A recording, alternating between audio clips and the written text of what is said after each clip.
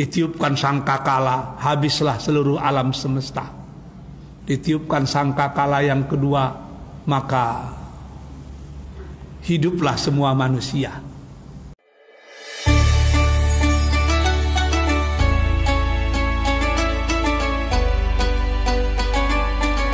Audio Jungle.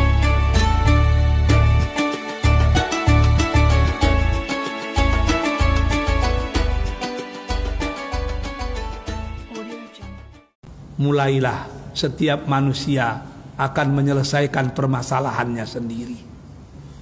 Ditanyalah, umurmu kemana kau habiskan?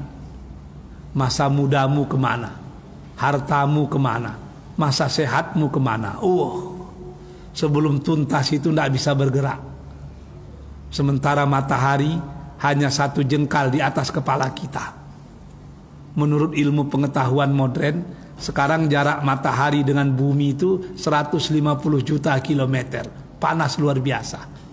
Menurut beberapa riwayat, hari kiamat itu jarak matahari dengan kepala manusia hanya 1 mil atau 1,5 kilometer. 150 juta kilometer rasa terbakar kita. Kalau 1,5 kilometer macam mana itu? Dan kita di padang mahsyar bukan sedetik 2 detik. Tergantung pada amal ibadah masing-masing. Kita jumpai Nabi Adam, tolonglah cepat kami dihisap.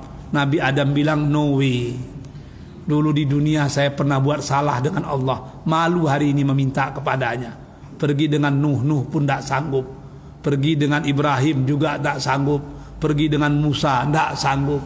Nanti yang bisa memberikan syafaat itu hanya Rasulullah. Ternyata jarak perjalanan antara satu nabi dengan nabi yang lain itu menurut riwayat itu 25 tahun itu. Kalau ada 25 orang nabi, 25 kali 25 berapa itu? Siapa penggalih di Sikoa? Berapa itu? 25 kali 25. Itulah lamanya kita di padang mahsyar itu.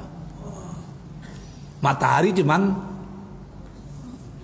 1 mil di atas kepala kita itu. Macam mana kepedihan yang kita rasakan. Sudah oke, baru dihisab, baru di mizan, baru di sirat, wah macam-macam itu. Bisa ribuan tahun kita di sana itu. Bisa ribuan tahun. Kalaulah amal tidak ada, la haula wala quwata illa billah. Makanya kalau sampai kita berpikir tentang kiamat itu, luar biasa takutnya itu. Maka ada ahli-ahli agama menyatakan, kalau rukun iman itu digodok-godok tinggal 2, rukun iman itu cuma 2 aja itu katanya. Beriman kepada Allah dan beriman kepada hari akhir. Begitu orang beriman kepada hari akhir, dia akan beriman kepada yang lain itu. Selesai itu. Begitulah hebatnya hari kiamat itu. Sehingga nama hari kiamat saja macam-macam itu. Yang pertama namanya Yaumul Qiyamah, hari kiamat. Kenapa disebut dengan Yaumul Qiyamah, hari kiamat? Sebab kiamat itu berasal dari kata-kata qama, berdiri. Kenapa disebut dengan berdiri? Qiyamah menyatakan berdirinya itu luar biasa lamanya itu. Karena pada waktu itu memang tidak ada tempat duduk, tempat berlindung tidak ada, pokok kayu tidak ada, semua tidak ada itu. Manusia berdiri ribuan tahun, macam mana itu? Tidak ada tempat duduk dan manusia tidak pernah berpikir untuk duduk. Sibuk berpikir tentang nasibnya masing-masing. Sehingga kata Rasul, waktu itu orang bertelanjang semua. Aisyah tersenyum, ya Rasulullah, tidak malu orang bertelanjang pada waktu itu? Kata Rasul, jangankan malu, berpikir tentang malu aja tidak sempat lagi. Ya begitulah apa itu.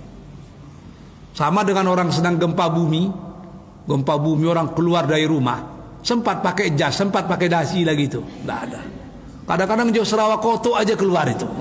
Begitulah orang takutnya dulu. Hari kiamat juga demikian gitu. Berpikir tentang yang lain itu tidak ada lagi itu. Kita aja nasib peruntungan masing-masing udah tidak tahu lagi.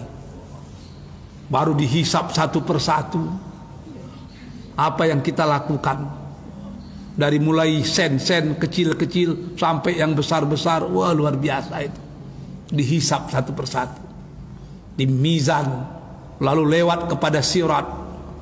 Kalau yang berhasil masuklah ke dalam surga, kalau yang gagal terbenamlah dalam neraka.